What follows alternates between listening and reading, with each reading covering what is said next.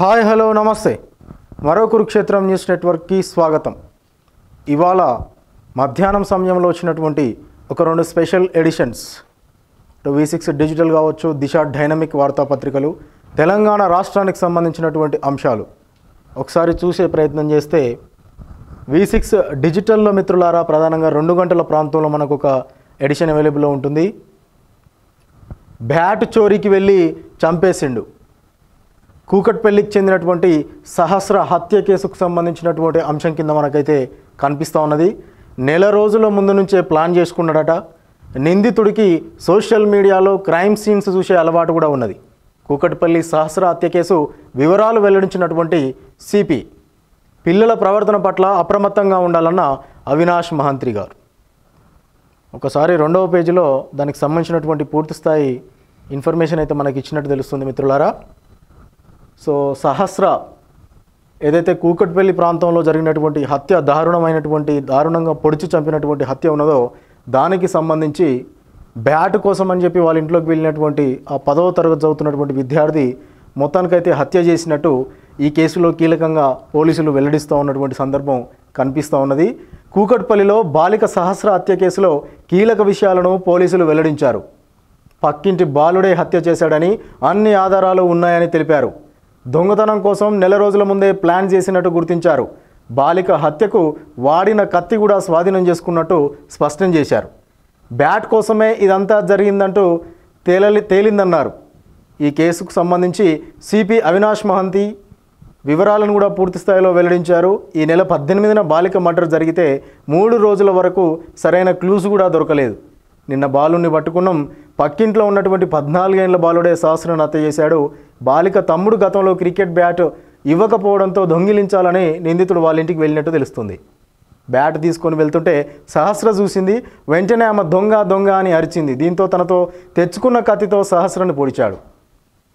Parents ఆర్థికంగా బలహీనంగా ఉండడంతోనే bat కొనుక్కోలేకపోయానని అతడు చెప్పాడు. సహస్రను హత్య చేసినట్టు నిందితుడు ఒప్పుకున్నాడు. అన్ని ఆధారాలు ఉన్నాయి. దొంగతనానికి సంబంధించి ఆ యొక్క ప్లాన్ మొత్తం కూడా ఒక నోట్లో తను ఆల్రెడీ రాసుకున్నాడు. ఇందుకోసం నెల రోజుల ముందే ప్లాన్ కూడా చేసిండు. నిందితుడికి సోషల్ మీడియాలో క్రైమ్ సీన్స్ చూసే అలవాటు కూడా ఉంది. వాటి ద్వారా ఎలా తప్పించుకోవాలో తెలుసుకున్నాడు. ఓటీటీలో క్రైమ్ సినిమాలు కూడా చూసేవాడు. ఈ రకంగా జువైనల్ హోమ్కు ఆ యొక్క నిందితునైతే మొత్తానికి తరలించారు.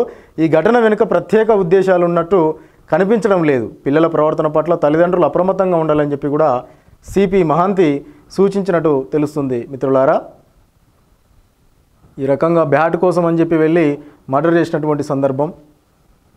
ఇక దాంతోపాటుగా ఇక్కడ లోకల్ వ్యూహం అని చెప్పి ఇంకో అంశం, తెలంగాణ రాష్ట్రానికి సంబంధించినటువంటి అంశం. సీఎం నివాసంలో పార్టీ కోర్ కమిటీ సభ్యులు భేటీ అయ్యారట. స్థానిక సంస్థల ఎన్నికలపై డిస్కషన్ చేసిరు. పిఎస్సి అజెండాపై చర్చ జరిగింది. నామినేటెడ్ పోస్టుల భర్తీపైన కూడా చర్చ.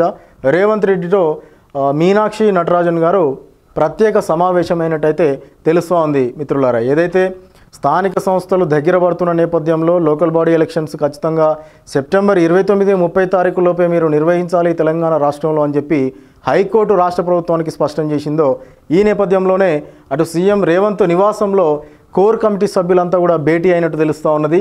అటు స్థానిక సంస్థలు దగ్గర పడుతూ ఉన్నాయి కాబట్టి వాటి మీద కూడా మరి ఏ రకంగా మనం లోకల్గా వ్యూహం రచించుకోవాలి అని చెప్పి కూడా డిస్కషన్ చేసిరట.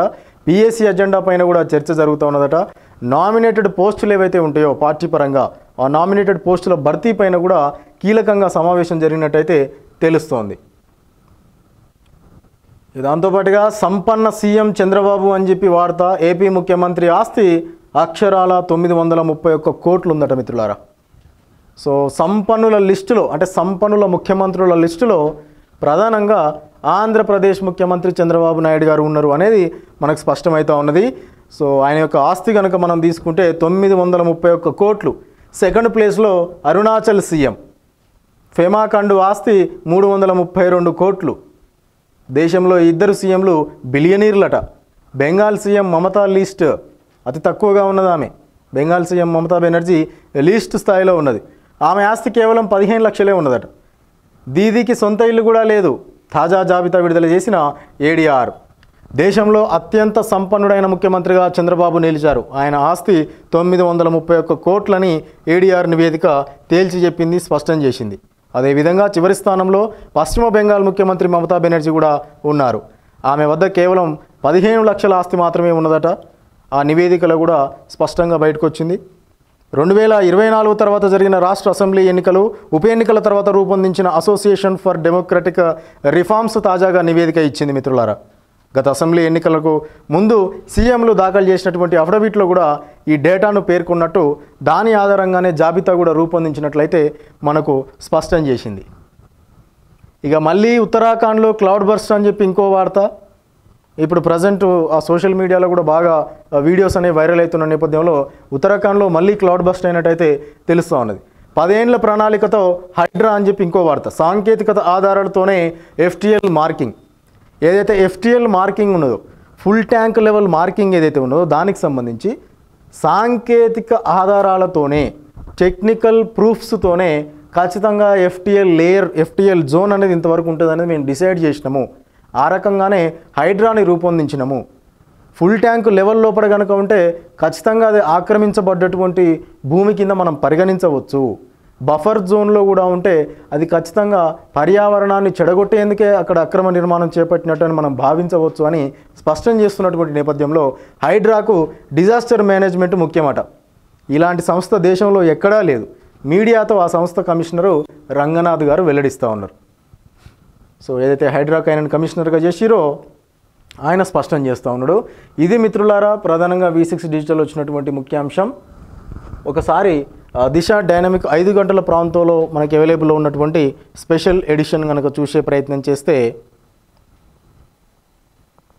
ఓవైపు ఫ్రెషర్స్ డే, మరోవైపు పరీక్షలు, విద్యార్థులు జరుపుకుంటున్నటువంటి విధానం. ఒకవైపు ఫ్రెషర్స్ డే అని చెప్పి జరుపుతూ ఉంటారు.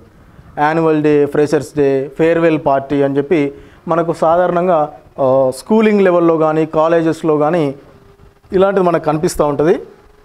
ఒకవైపు ఫ్రెషర్స్ డే జరుగుతూ ఉంటే మరోవైపు పరీక్షలు జరుగుతూ ఉన్నాయట. డీజే సౌండ్స్తో బీఈడీ అభ్యర్థుల ఇబ్బందులు. కరీంనగర్ ఉమెన్స్ డిగ్రీ కాలేజీలో ఘటన జరిగింది. సో బీఈడీ అభ్యర్థులు ఇబ్బందులు పడ్డారట. అటు డీజే సౌండ్లు కూడా పెట్టేవరకల్లా మీరు ఇక్కడ చూడవచ్చు. ఉన్నత విద్యా పరీక్షల నిర్వహణలో అధికారులు నిర్లక్ష్యంగా వ్యవహరిస్తున్నారనే ఆరోపణ వేళ అలాంటి ఘటన ఇవాళ జరిగింది.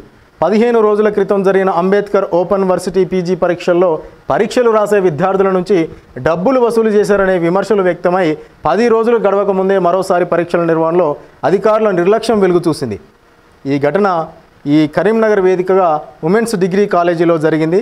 ప్రస్తుతం బీఈడీ 2వ సంవత్సరం 4వ సెమిస్టర్ పరీక్షలు జరుగుతుంటే ఇందుకు సంబంధించి ఓ కేంద్రం ఉమెన్స్ డిగ్రీ కాలేజీలో ఏర్పాటు చేసిరట. ఎగ్జామ్ రాసే అభ్యర్థులకు ఎలాంటి సౌండ్ పొల్యూషన్ ఆటంకాలు లేకుండా జాగ్రత్తలు తీసుకోవాల్సినటువంటి అధికారులే అందుకు విరుద్ధంగా వ్యవహరించి డీజే సౌండ్లు పెట్టి మరి ఈ రకంగా ఫ్రెషర్స్ డే వేడుకలకు అనుమతి ఇచ్చి నిర్వహించిరట. దీంతో వాళ్ళ విద్యార్థులను మొత్తం కూడా డీజే సౌండ్స్తో స్టెప్పులేసి తోటి స్టూడెంట్స్ కేరింతలు, డీజే సౌండ్స్ మోతలతోని ఆ ప్రాంతం అంతా కూడా దద్దరిల్లినటువంటి పరిస్థితి కనిపిస్తూ ఉన్నది. అంటే ఇటు పరీక్ష రాయాలన్నా అటు డీజే సౌండ్కి చిందులు వేయాలన్నా కూడా అర్థం కాని పరిస్థితి విద్యార్థులది. పరీక్ష రాసేటందుకు పోయిన వాళ్ళకు డీజే సౌండ్ అనేది డిస్టర్బింగ్గా ఉంటుంది. అసలు వాళ్ళు కనీసం కాన్సన్ట్రేషన్ కూడా చేయలేరు. అంటే దగ్గరుండి చూసుకోవాల్సినటువంటి అధికారులే ఈ రకంగా ద్వంద్వ వైఖరితోని, భిన్న అభిప్రాయాలతోని వ్యవహరిస్తూ ఉంటే విద్యార్థులకు ఇంకా ఏం వీళ్ళు సమాజం పట్ల అవగాహన కల్పిస్తున్నట్లు అర్థం కావట్లేదు. ఇక చూడండి, ఆ BEd second year semester 4th సెమిస్టర్కి సంబంధించినటువంటి టైం టేబుల్ కూడా ఉన్నది. ఏ రోజు నుంచి ఏ రోజు వరకు పరీక్షలు ఉన్నాయి, ఏ హాల్ టికెట్ వాళ్ళకి ఏ రూమ్ నెంబర్లో కూడా పరీక్ష ఉందనేది. ఓ పక్క పరీక్ష జరుగుతుంటే ఇంకో పక్క ఆ ఫ్రెషర్స్ డే పెట్టి సౌండ్ పెట్టడం అనేది విద్యార్థులు కాస్త ఇబ్బంది పడ్డట్టయితే స్పష్టమవుతూ ఉన్నది.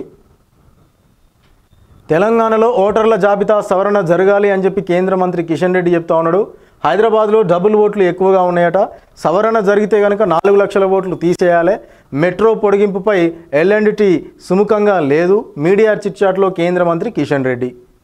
తెలంగాణలో intensive revision of voter list SIR సవరణ అనేది జరగాలట కేంద్ర మంత్రి కిషన్ రెడ్డి అన్నారు. హైదరాబాద్లో డబుల్ ఓట్లు ఎక్కువగా ఉన్నాయట. అంటే ఒకే మనిషికి 2 ఓట్లు ఉండడం అనమాట.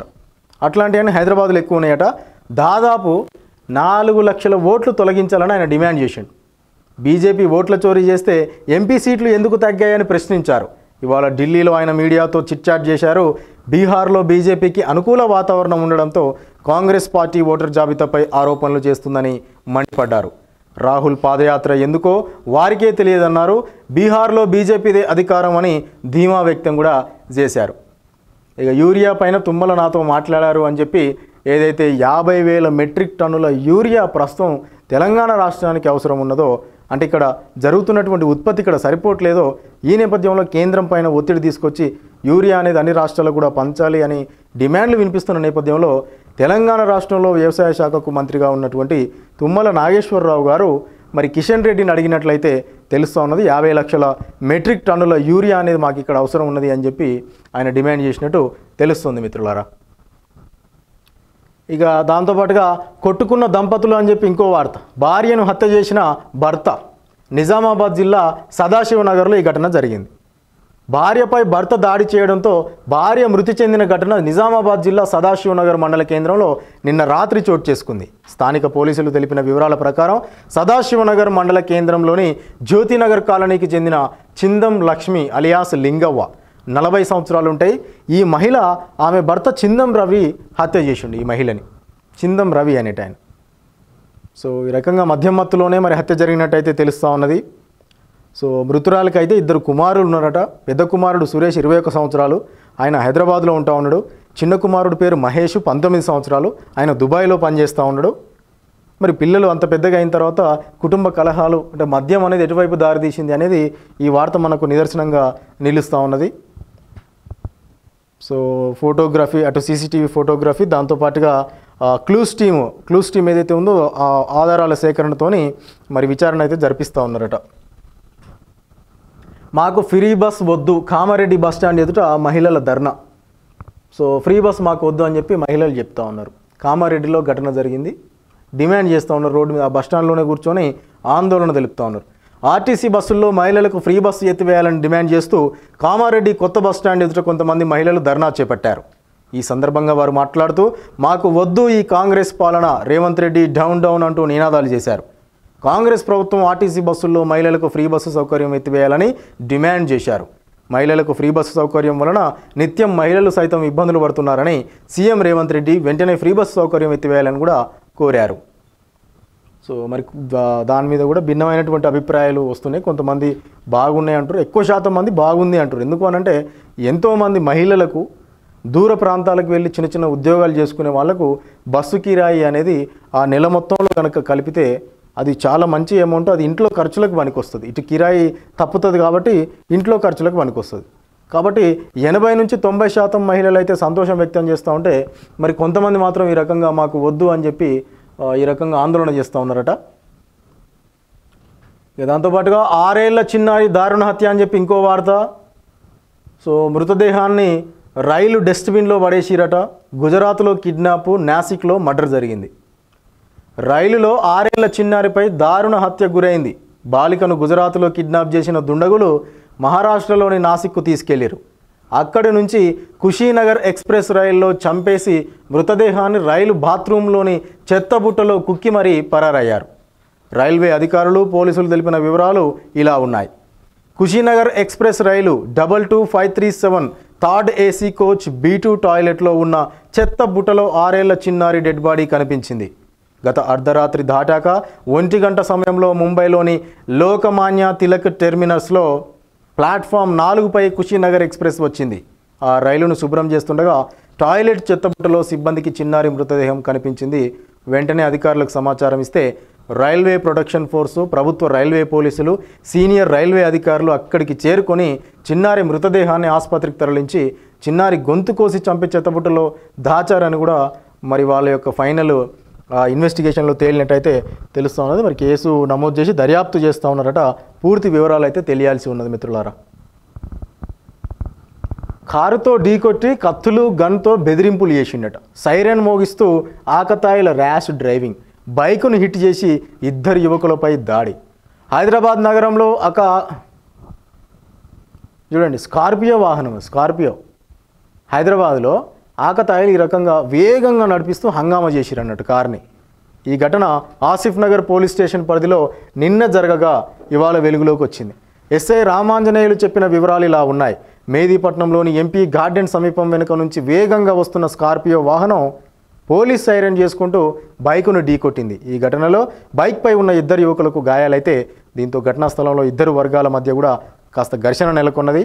ఈ క్రమంలోనే వాహనంలో వచ్చిన ముగ్గురు వ్యక్తులు కత్తులు గన్ను తీసి మరీ యువకులపైన దాడి చేసేందుకు ప్రయత్నిస్తే స్థానికులంతా కూడా అడ్డుకున్నారట. దీంతో చేసేదేమీ లేక పారిపోతే క్షతగాత్రులైతే బంధువులు ఆసిఫ్ నగర్ పోలీస్ స్టేషన్లో ఫిర్యాదు చేశారు. సో పోలీసులను మీడియా ప్రశ్నిస్తే సీసీ కెమెరాలు పరిశీలిస్తున్నాం, స్కార్పియోలో వచ్చిన ముగ్గురు వ్యక్తులు అర్హాన్, సోహైల్, సిద్ధార్థులపై కేసులు నమోదు చేసినట్టు తెలిపారు. కూకట్పల్లి పిఎస్ ఎదుట సహస్ర కుటుంబ సభ్యుల ధర్నా. పోలీసులు కేసు తప్పుదో పట్టిస్తున్నారనే ఆరోపణ. నా బిడ్డను చంపినోడికి భూమి మీద బతికే హక్కు లేదు అని చెప్పి సహస్ర తండ్రి కృష్ణ గారు చెప్తా ఉన్నారు. సహస్ర నిందితుడిని ఎన్కౌంటర్ చేయాలంటూ కూకట్పల్లి పోలీస్ స్టేషన్ ఎదుట సహస్ర తల్లి రేణుక, తండ్రి కృష్ణతో పాటు బంధువులు ఇవాళ బైఠాయించి నిరసన తెలిపారు. అనంతరం స్థానిక జాతీయ రహదారిపై రాస్తారోకో నిర్వహించారు. క్రికెట్ బ్యాట్ కోసమే హత్య జరిగిందంటూ పోలీసులు కేసును తప్పుదోవ పట్టిస్తున్నారంటూ ఆరోపిస్తూ పోలీసులకు వ్యతిరేకంగా పోలీసులు డౌన్ డౌన్ అంటూ ఆందోళనకు దిగారు. ఈ నేపథ్యంలోనే సహస్ర తండ్రి కృష్ణ మీడియాతో మాట్లాడుతూ కీలక వ్యాఖ్యలు చేసిండు. తన బిడ్డను చంపినోడికి భూమి మీద బతికే హక్కు లేదని కూడా ఆయన కామెంట్ చేసిండు. అలాంటి క్రిమినల్స్ను వదిలేస్తే తనలాంటి తల్లిదండ్రులను ఎంతోమందిని ఏడిపిస్తాడని కన్నీరు పెట్టారు. ప్రభుత్వమే తమకు న్యాయం చేయాలని డిమాండ్ చేస్తూ చట్టం, పోలీసులు, ప్రభుత్వం వాడిని మైనర్ అని, బాలుడని పరిగణించొద్దని విజ్ఞప్తి చేశారు. తన బిడ్డను చంపిన తర్వాత తమ మధ్య తిరుగుతూ తన కొడుకుని ఏడవకు అంటూ ఓదార్చాడని తెలిపారు. నిందితుడి తల్లిదండ్రులను కూడా కఠినంగా శిక్షించాలని, హత్యలో వాళ్ళ ప్రమేయం కూడా ఉందని సహస్ర తండ్రి ఆరోపించారు. ఎంత బాధాకరమైనటువంటి అంశం మిత్రులారా. ఇక వెంటాడుతున్న యూరియా కష్టాలు అని చెప్పి వార్త. ఆల్వాలలో ఆందోళనకు దిగిన రైతులు. జిరాక్స్ పాస్ పుస్తకాలపై ఖాళీ మందు సీసాలు పెట్టి నిరసన. రైతు వేదికలో అధికారులను బంధించిన రైతులు. ఇక చూడండి, యూరియా కోసం రైతుల ఆందోళనలు కొనసాగుతూనే ఉన్నాయి. సిద్దిపేట జిల్లా మిరుదొడ్డి మండలం ఆల్వాల గ్రామంలో యూరియా అందక రైతులు ఆందోళన చేస్తున్నారు. ప్రభుత్వానికి లిక్కర్ అమ్మకాలపై ఉన్న సోయి రైతులకు యూరియా అందించడంలో లేకపాయా అంటూ ఆగ్రహం వ్యక్తం చేస్తున్నారు. ఇక ఈ రకంగా వరుసపోంటి ఆ యొక్క జిరాక్స్ పాస్ పుస్తకాలు ఏవైతే ఉంటాయో అవన్నీ కూడా పెట్టి ఖాళీ మద్యం సీసాలు పెట్టి ఈ రకంగా నిరసన తెలిపే ప్రయత్నం చేసినట్టు తెలుస్తుంది. ఇక తల్లి కొడుకులపై ఎస్ఐ దాడి చేసిండట. అర్ధరాత్రి వరంగల్లో ఈ ఘటన జరిగింది. సోషల్ మీడియాలో వీడియో వైరల్ అవుతూ ఉన్నది. వృద్ధురాలిపై ఓ ఎస్ఐ దాడి చేశారంటూ వరంగల్ నగరంలో ప్రచారం జోరుగా సాగుతోంది. దీనికి సంబంధించిన ఓ వీడియో సైతం ప్రస్తుతం సోషల్ మీడియాలో వైరల్ అవుతోంది. Warangal mills colony police station పరిధిలో ఈ ఘటన జరిగినట్లు బాధితురాలు పై అధికారులకు ఫిర్యాదు చేస్తే సమాచారం అందుకున్నటువంటి పోలీసులు వెంటనే మరి అక్కడికి వచ్చిరట. అయితే మూసి ఉన్న రెస్టారెంట్లోకి వచ్చిన ఎస్ఐ గ్యాస్ సిలిండర్ ఎందుకు తీస్తున్నారని నిర్వాహకులను అడిగితే దీంతో అమర్యాదగా ప్రవర్తించి దుర్భాషలాడుతూ మహిళలపై ఎస్ఐ దాడి చేసిండట. తనపై కూడా దాడి చేశాడని ఆమె కొడుకు కూడా ఆరోపించిండు. ఇక ఈ ఘటనకు సంబంధించి మరి పూర్తి వివరాలు తెలుసుకొని ఎందుకు దాడి చేసినటువంటి పరిస్థితులు ఏర్పడ్డాయి అనేది కాస్త విశ్లేషణ చేసుకోవాలి. మార్వాడీలు వ్యాపారం చేస్తే తప్పేంటి అని చెప్పి వార్త. జడ్చర్ల ఆల్ మర్చెంట్ అసోసియేషన్ వాళ్ళు నిర్వహించినటువంటి చిన్న నిరసన కార్యక్రమం. గో బ్యాక్ మార్వాడి ఉద్యమానికి మేము వ్యతిరేకం అని వాళ్ళు చెప్తా ఉన్నారు. భారత పౌరులు ఎవరైనా దేశంలోని ఏ ప్రాంతంలోనైనా వ్యాపారాలు చేసుకునే స్వేచ్ఛ ఉందని, ఏ ప్రాంతంలోనైనా వ్యాపారం చేస్తే స్వేచ్ఛ భారత పౌరులుగా మార్వాడీలకు ఉంటుంది అని చెప్పి కూడా వాళ్ళు చెప్తా ఉన్నారు. గో బ్యాక్ మార్వాడి ఉద్యమాన్ని మేము వ్యతిరేకిస్తున్నామని వాళ్ళు స్పష్టం చేస్తారు. సో మరి ఈ సందర్భంగా జడ్చర్ల పట్టణంలో ఆల్ మర్చెంట్ అసోసియేషన్ అధ్యక్షుడు కొట్ర మధు, ఆయన పేరు కొట్ర మధు, వ్యాపార సంఘం సభ్యులు, ఆయన మాట్లాడుతూ మరి భారత పౌరుల పట్ల అమెరికా ప్రెసిడెంట్ ట్రంప్ తీసుకుంటున్న చర్చలతో దేశ పౌరులు ఎలాంటి ఇబ్బందులకు గురవుతున్నారో చూస్తూ కూడా గో బ్యాక్ మార్వాడి ఉద్యమాన్ని చేపట్టడం హాస్యాస్పదం అని కూడా ఆయన భావజాలను ఆయన వ్యక్తపరిచే ప్రయత్నం చేసినట్టు తెలుస్తుంది. ఇక 3 గంటల ప్రాంతంలో కూడా మనకు ఒక ఎడిషన్ అవైలబుల్లో ఉంటుంది మిత్రులారా. తెలంగాణ రాష్ట్రానికి సంబంధించినటువంటి లేటెస్ట్ అప్డేట్స్ అని చెప్పుకోవచ్చు. సహస్ర హత్య కేసుకు సంబంధించింది మళ్ళీ ఇక్కడ కూడా ఉంది. బ్యాట్ దొంగతనానికే వచ్చిండు, క్రికెట్ బ్యాట్ నచ్చి తీసుకెళ్లేందుకు ప్రయత్నం, ఇంట్లో ఎవరూ లేరని బాలుడు దొడ్డిదారిలో వచ్చాడు, బ్యాట్ తీసుకెళ్తుండగా అడ్డుపడ్డ బాలికపై దాడి, తన వెంట తెచ్చుకున్న కత్తితో పొడిచి చంపాడు. సహస్ర హత్య కేసులో సంచలన విషయాలు వెల్లడించిన సిపి. చూడండి, గతంలో ఆ యొక్క బాలిక సోదరుడు కూడా బ్యాట్ అడిగిన నేపథ్యంలో నేను ఇవ్వను అని చెప్పి తిరస్కరిస్తే ఇప్పుడు ఆ బ్యాట్ను దొంగతనం చేసేందుకు వస్తే ఆ అమ్మాయి చూసి దొంగ అని అరవడంతో బ్యాట్ ఎత్తుకెళ్ళడానికి ఈ అమ్మాయి అడ్డొస్తుంది కదా అనేటటువంటి ఉద్దేశంతో ఆ వెంట తెచ్చుకున్నటువంటి కత్తితో తను పొడిచి చంపినట్టుగా మరి పోలీసులు అయితే వెల్లడించడం జరిగింది. దాంతోపాటుగా ప్రమాదవశాత్తు రైతు మృతి ఖమ్మం జిల్లా కూసుమంచులో ఈ ఘటన జరిగింది. సో విద్యుత్ షాక్కు గురై రైతు చనిపోయినటువంటి సందర్భం అయితే ఖమ్మం జిల్లా పరిధిలో జరిగినట్టు మనకు తెలుస్తుంది. అధికారిక లాంఛనాలతో సురవరం అంత్యక్రియలు. మహబూబ్ నగర్ ప్రాంతానికి చెందినటువంటి పెద్దలు, నల్గొండ నుంచి గెలిచినటువంటి రాజకీయ ఉద్దండులు, ఎంపీగా కూడా ఆయన పనిచేసిండు. సో మరి అధికారులు అయితే సీఎం రేవంత్ రెడ్డికి అధికారులకైతే ఆదేశాలు ఇచ్చినట్టు తెలుస్తుంది. రేపు 10 గంటలకు అంతిమయాత్ర ప్రారంభమవుతుందని కూనంనేని గారు చెప్తున్నారు. సో మరి ఈ రకంగా కమ్యూనిస్టు పార్టీ అగ్రనేత, సిపిఐ జాతీయ మాజీ ప్రధాన కార్యదర్శి సురవరం సుధాకర్ రెడ్డికి ప్రభుత్వ అధికారిక లాంఛనాలతో అంత్యక్రియలు జరపాలని సీఎం రేవంత్ రెడ్డి అధికారులను ఆదేశించారట. వెంటనే ఉత్తర్వులు జారీ చేయాలని కూడా, అందుకు తగిన ఏర్పాట్లు కూడా చేయాలని చీఫ్ సెక్రటరీకి ఆదేశాలు అయితే ఇచ్చారు. వృద్ధాప్యం, అనారోగ్య సమస్యలతోనే బాధపడుతున్న సురవరం సుధాకర్ రెడ్డి గచ్చిబౌలి కేర్ ఆసుపత్రిలో చికిత్స పొందుతూ నిన్న రాత్రి కన్నుమూసిన సంగతి తెలిసిందే. అంత్యక్రియలకు సంబంధించిన అంశంపై ఇవాళ సిపిఐ రాష్ట్ర కార్యదర్శి ఎమ్మెల్యే కూనంనేని సాంబశివరావు వీడియో విడుదల చేసిరు. సురవరం అంత్యక్రియలు రేపు జరగనున్నట్లు కూడా వెల్లడించారు. అధికారిక లాంఛనాలతోని ఇక ఆయన భౌతిక కాయానికి గౌరవ సూచకంగా నివాళులు అర్పించనున్నట్లు కూడా తెలిపారు. 3 గంటల అనంతరం రేపు ఊరేగింపు కంటే ముందే ఈ యొక్క అధికారిక లాంఛనాలతోని గౌరవించుకోవడం జరుగుతుంది ఆయన యొక్క మరణాన్ని. ఇక నేతన్నలకు ఆత్మహత్యలే శరణ్యం అని చెప్పి ఇంకో వార్త. 101 కోట్ల సెస్ బకాయిలు చెల్లించాలి అని చెప్పి డిప్యూటీ సీఎంకు కేటీఆర్ లేఖ రాసిండట. పవర్లూమ్ కార్మికులు ఎదుర్కొంటున్న తీవ్ర ఆర్థిక సమస్యలపై ప్రభుత్వం స్పందించకుంటే సిరిసిల్ల నేతన్నలకు ఆత్మహత్యలే శరణ్యం అని బీఆర్ఎస్ వర్కింగ్ ప్రెసిడెంట్ కేటీఆర్ ఆవేదన వ్యక్తం చేశారు. రూపాయలు 101.77 కోట్ల సెస్ బకాయిలను ప్రభుత్వం చెల్లించాలని డిమాండ్ చేస్తూ ఇవాళ డిప్యూటీ సీఎం ఆర్థిక ఇంధన శాఖల మంత్రి బట్టి విక్రమార్కకు కేటీఆర్ లేఖ రాశారు.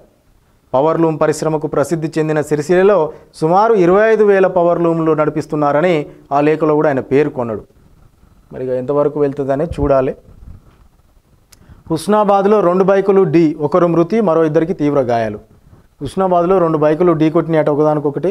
అందులో ఒక వ్యక్తి చనిపోవడం జరిగింది, మరి ఇంకొక 2కైతే తీవ్ర గాయాలైనాయి. దానికి సంబంధించిన అంశం ఒకసారి చూస్తే ఎదురెదురుగా 2 బైకులు ఢీకొన్న ఘటనలో ఒకరు మృతి చెందగా మరో 2కి తీవ్ర గాయాలైనాయి. ఈ ప్రమాదం ఇవాళ సిద్దిపేట జిల్లా హుస్నాబాద్లో చోటు చేసుకుంది.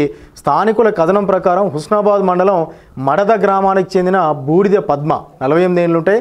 ఆమె కుమారుడు బూడిద అజయ్తో కలిసి యాక్టివా స్కూటీపై డిపో రోడ్డులో గల పాల కేంద్రానికి బయలుదేరారు. ఆరేపల్లికి చెందిన నమ్మిలికొండ రామకృష్ణ బైక్పై వేగంగా వస్తూ స్కూటీని ఢీకొట్టిండు. బైకులు నుజ్జు అయిపోయినాయి 2 కూడా, ఒకదానికొకటి ఢీకొట్టి బైకులు 2 కూడా ద్విచక్ర వాహనాలు కాబట్టి నుజ్జు అయిపోయినాయి యాక్సిడెంట్లో. అజయ్ తలకు బాగా గట్టిగా దెబ్బ తగిలి తీవ్రంగా రక్తం కూడా స్రావం అవుతుంటే అతని తల్లి పద్మకు తలకు గాయమై కనుగుడ్డు బయటకు వచ్చిందట. నిజంగా చాలా బాధాకరమైనటువంటి అంశం, అసలు వింటుంటేనే భయంకరంగా ఉన్నది. ఇక పాపం ఆ చనిపోయిన వ్యక్తికి 2 ఏళ్ల క్రితమే వివాహం అయిందట. 6 నెలల బాబు కూడా ఉన్నాడు. ఈ రకంగా ఒక వ్యక్తి చనిపోవడం జరిగింది మిత్రులారా. 100 ఏళ్ల ప్రణాళికతో హైడ్రా అని చెప్పి హైడ్రా కమిషనర్ రంగనాథ్ చెప్పే అంశం. హైడ్రా చేస్తున్న పనులను ప్రజలు స్వాగతిస్తున్నారు. ఫాతిమా కాలేజీ కూల్చివేతల వెనుక చారిటీ అంశం లేదు. ఈ ఏడాదిలో FTL బఫర్ జోన్ల నిర్ధారణ. మీట్ ది ప్రెస్లో హైడ్రా కమిషనర్ రంగనాథ్. 100 ఏళ్ల ప్రణాళికతో హైడ్రా ముందుకు వెళ్తోందని హైడ్రా కమిషనర్ రంగనాథ్ అన్నారు. ప్రస్తుతం 6 చెరువులను అభివృద్ధి చేస్తున్నట్టు చెప్పారు. ఇవాళ బషీర్బాగ్ ప్రెస్ క్లబ్లో రంగనాథ్ మీట్ ది ప్రెస్ నిర్వహించిండు ఆయన. అందులో ఈ సందర్భంగా ఆయన మాట్లాడుతూ హైడ్రాపై ప్రజలకు మరింత క్లారిటీ రావాల్సి ఉందన్నారు. హైడ్రా 1-2 ఏళ్లకు పరిమితం అయ్యేది కాదు, శాశ్వతంగా ఉండేది. సో 100 ఏళ్లకు సంబంధించినటువంటి ప్రణాళికతోనే దీన్ని రూపొందించడం అని చెప్పి కూడా ఆయన తెలియజెప్పారు. సార్ వచ్చిందే టైము, సమయపాలన పాటించని సబ్ రిజిస్ట్రార్. 11 గంటలు దాటినా ఖాళీ కూర్చే దర్శనం. సంగారెడ్డిలో రిజిస్ట్రేషన్ల కోసం ప్రజల పడిగాపులు. ఈ రకంగా చూడండి, సార్ ఎప్పుడొస్తే అప్పుడే టైమింగ్గా, మనం సార్ కోసం ఎదురు చూడొద్దు అనమాట. సార్ ఎప్పుడొస్తే అప్పుడే మనం రెడీగా ఉండాలన్నట్టు. ఇక చూడండి, సార్ వచ్చిందే టైము.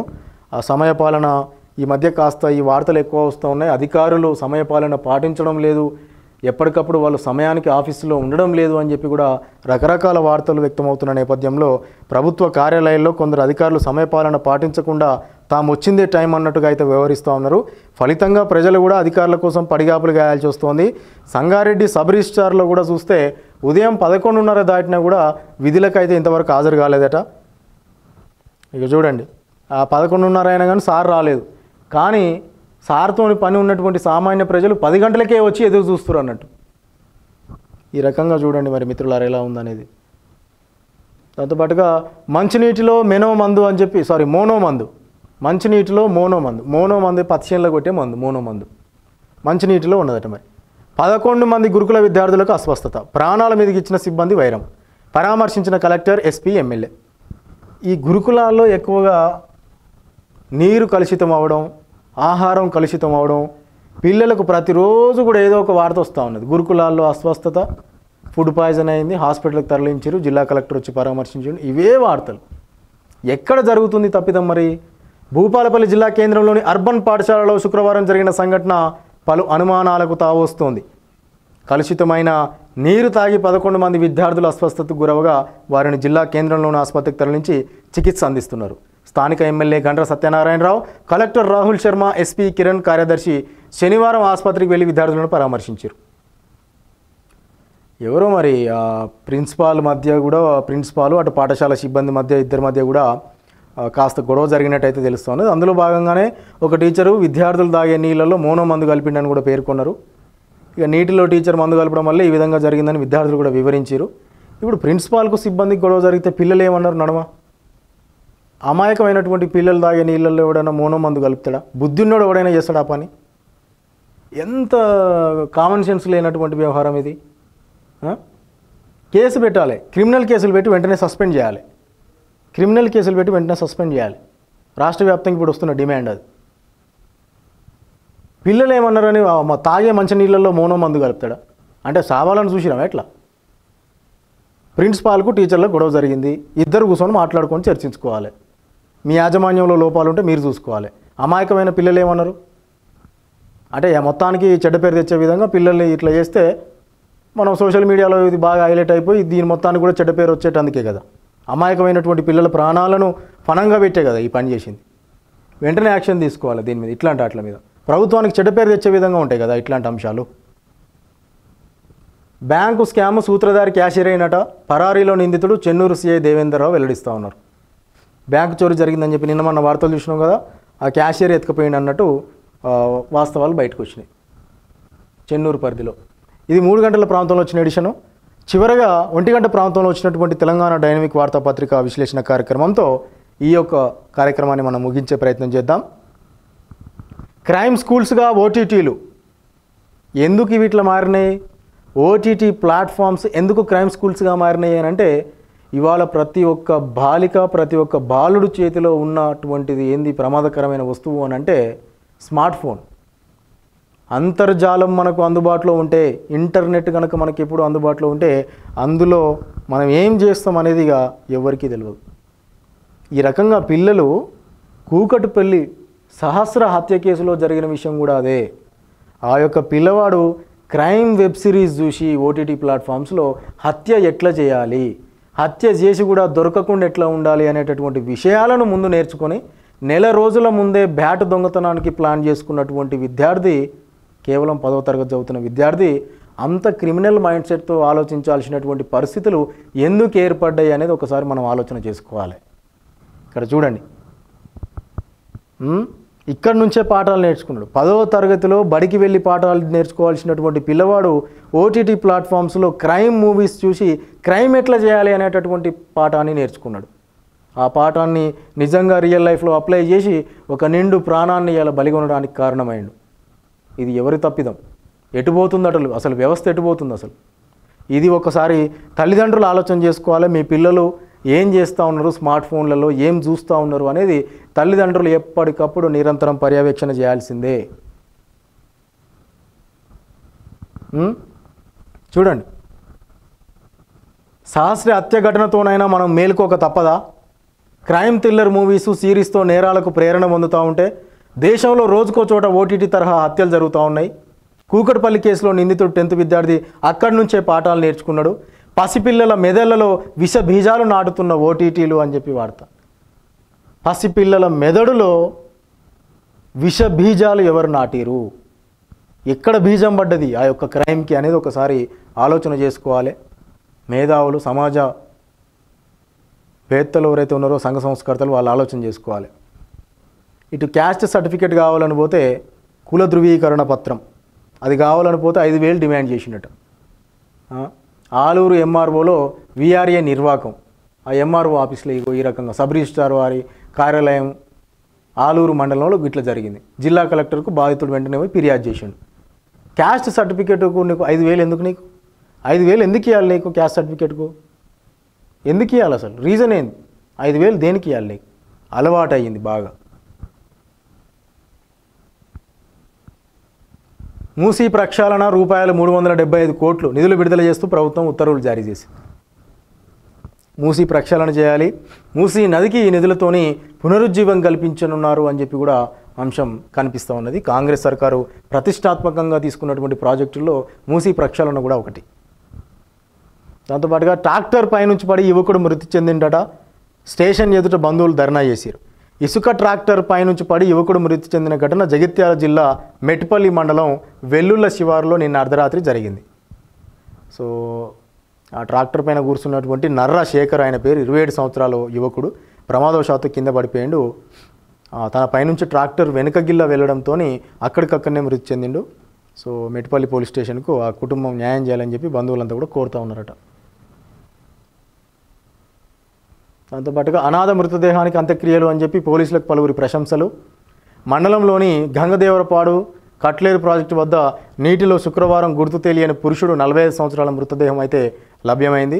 వ్యక్తి అప్పటికే చనిపోయి వారం రోజులు కావడంతో మృతదేహం పూర్తిగా కుళ్ళిపోయింది. దీంతో పోస్ట్ మార్టం అనంతరం ఆర్కే ఫౌండేషన్ వారి సహకారంతో పోలీసులు శనివారం అంత్యక్రియలు నిర్వహించారు. కుళ్ళిపోయిన మృతదేహానికి అంత్యక్రియలు నిర్వహించిన ఆర్కే ఫౌండేషన్ ఎర్రుపాలెం పోలీస్ సిబ్బంది పలువురు అభినందించారు. ఇక వామ్మో వీధి కుక్కలు అని చెప్పి సోషల్ మీడియాలో వైరల్ అవుతున్నటువంటి వీడియో ఇది. మహారాష్ట్రలో పూణేలో జరిగింది ఈ ఘటన. యువకుడి పైన 7 కుక్కలు అటాక్ చేసినాయి. వాటిపై బైక్ దోసిన వదలని వైనం. బైకును దోసినా కూడా అవి వదులుతలేవాడు. ఓ పక్క దేశంలో జంతు ప్రేమికులు వీధి కుక్కలు బాగాలేవు అని కొంతమంది, వీధి కుక్కల వల్ల ఎంతోమంది చనిపోయారు, చిన్న చిన్న పసికందులను అవి పట్టుకొని పీకి తిన్నాయి, పెద్దవాళ్ళను కూడా లెక్క లేకుండా అన్నీ కలిసి ఒకేసారి ఎగబడి బాగా ప్రమాదకరంగా మారిపోయినాయి వీధుల్లో అని చెప్పి ఒకవైపు వస్తుంటే, ఇంకో పక్క జంతు ప్రేమికులు మాత్రం ఏమన్నాయి మిమ్మల్ని జంతువులు అని చెప్పి స్పష్టంగా సుప్రీంకోర్టే చెప్తా ఉన్నది. బహిరంగ ప్రదేశాల్లో శునకాలకు ఎట్టి పరిస్థితుల్లో ఆహారం పెట్టొద్దు, అది చట్టరీత్యా నేరం. ఒకవేళ అట్లా పెడితే కనుక కఠిన చర్యలు తప్పవు, సుప్రీంకోర్టే చెప్తా ఉన్నది. అంతేకాదు, మీకు అంతగా పెంచుకోవాలి అనిపిస్తే మీ ఇళ్లలో పెంచుకోండి, కానీ వీధిలో కుక్క ఉన్నది అని అంటే ఖచ్చితంగా అది షెల్టర్లోనే ఉండాలి, అది బయట తిరగకూడదు. అది షెల్టర్, మీరు షెల్టర్ ఏర్పాటు చేసుకొని అందులో మీరు దాన్ని ఉంచుకోండి, అట్లా తప్పులేదు. కానీ రోడ్డు మీదకి వదిలేస్తా, నేను సాదుకునే కుక్కను ఎక్కడైనా వదిలేస్తా గాలికి అని అంటే అట్లా ఉండదు. అది ఎవరిని కరుస్తుంది ఏందనేది తెలియదు. ఈ రకంగా రోజుకో ఘటన జరుగుతూ ఉంటుంది దేశంలో. సీఎం నివాసంలో కోర్ కమిటీ మీటింగ్ ఆల్రెడీ చూసినాం కదా. యూరియా కొరత లేకుండా చూడాలి అని మంత్రి పొన్నం ప్రభాకర్ చెప్తా ఉన్నాడు. రైతులకు యూరియా కొరత లేకుండా చూడాలని మంత్రి పొన్నం ప్రభాకర్ అధికారులకు సూచించాడు. శనివారం ఉదయం ఆయన సిద్దిపేట, కరీంనగర్, హన్మకొండ జిల్లాల కలెక్టర్లతో ఫోన్లో మాట్లాడి యూరియా నిల్వలు, సరఫరా విషయంలో మరింత పర్యవేక్షణ చేపట్టాలని అన్నాడు.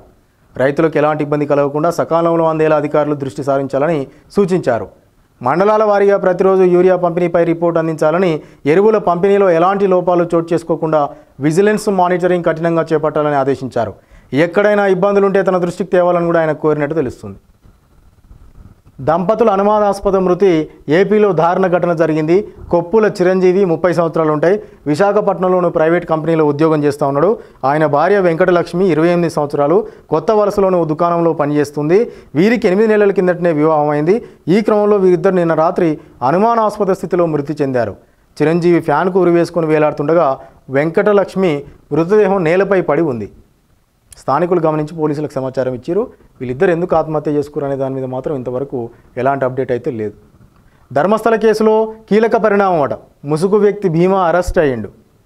నిన్న రాత్రి నుంచి ప్రశ్నించిన సిట్ 100కు పైగా ధర్మస్థలి పరిసరాల్లో శవాలు పూడ్చిపెట్టారు అనేటటువంటి కథనాలు బయటకు వస్తున్న నేపథ్యంలో ఆ విషయాన్ని చెప్పినటువంటి భీమా వాటి ఆనవాళ్లు చూపకపోవడంతో అధికారులు ఆగ్రహం వ్యక్తం చేశారు. తప్పుడు సమాచారంతో ప్రభుత్వాన్ని ప్రజలను తప్పుదారి పట్టించాడన్న అభియోగాలపై భీమాను ప్రత్యేక దర్యాప్తు బృందం అంటే సిట్ స్పెషల్ ఇన్వెస్టిగేషన్ టీం ఆ అధికారులు అదుపులోకి తీసుకొని నిన్న రాత్రి నుంచి తెల్లవారుజాము వరకు సిట్ ప్రధాన అధికారి ప్రణబ్ మొహంతి అతన్ని విచారించారు. మాయ మాటలతో మొత్తం వ్యవస్థను నమ్మించి చివరికి ఏమీ తెలియదని చేతులెత్తేశాడని ఈ దర్యాప్తులో తేలింది. ఆయన మీద కఠినంగా చర్యలుంటాయి. అక్రమంగా తరలిస్తున్న పశువుల పట్టివేత 4గురిపై కేసు నమోదు. పశువులను అక్రమంగా వాహనంలో తరలిస్తుండగా ఇవాళ టాస్క్ ఫోర్స్ పోలీసులు పట్టుకున్నారు. వివరాల్లోకి వెళితే దహగాం పోలీస్ స్టేషన్ పరిధిలోని లగ్గావన్ ఎక్స్ రోడ్డులో ఉదయం పోలీసులు వాహనాలు తనిఖీలు చేస్తే ఎటువంటి అనుమతులు లేకుండా బొలేరో వాహనంలో 6 పశువులను తరలిస్తుండగా పట్టుకున్నారు. వాహనంలో ఉన్న ఇలియాస్ నవాబ్ కురేషి, మొహమ్మద్ రెహ్మాద్, షకీల్ కురేషి, ఫరీద్లపై కేసులు నమోదు చేసి task force CI Rana Pratap అయితే ఈ విషయాన్ని బయటపెట్టారు. ఇది మిత్రులారా ప్రధానంగా తెలంగాణ రాష్ట్రానికి సంబంధించి ఇవాళ ఆఫ్టర్నూన్ వచ్చినటువంటి అప్డేట్స్. మళ్ళీ రేపు సరికొత్త అంశాలతో మీ ముందుకు వచ్చే ప్రయత్నం ఖచ్చితంగా చేస్తాం.